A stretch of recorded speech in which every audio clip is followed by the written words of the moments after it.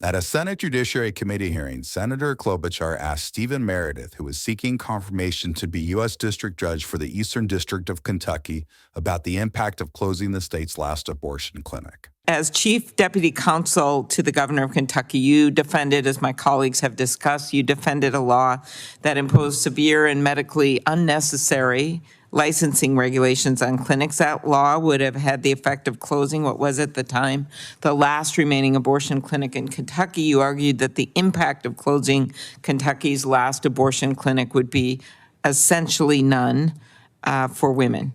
Why did you argue that closing the clinic would not have an impact on the women of Kentucky? Senator, my recollection of that argument is that, of course, now we are under the regime governed by the Dobbs case, but at the time we were under the Roe and Casey regime.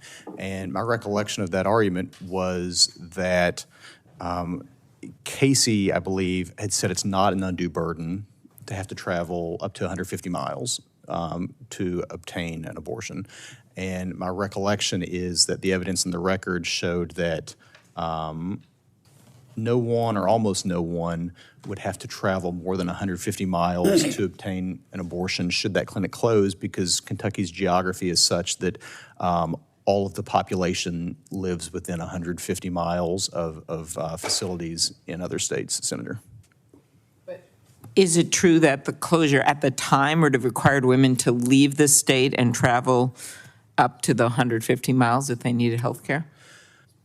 I think that's right, but Senator, one thing to keep in mind is the unique geography of Kentucky is such that many parts of Kentucky are much closer to facilities in other states than to that one facility in Louisville. So for instance, you know, if you lived in southern Kentucky, you might be closer to Nashville or Knoxville than to Louisville, or so it was that was the nature of that argument, Senator. Last month was the 60th anniversary of Griswold, which established the right to contraception. In the Dobbs case, the Supreme Court clarified that its opinion does not threaten Griswold.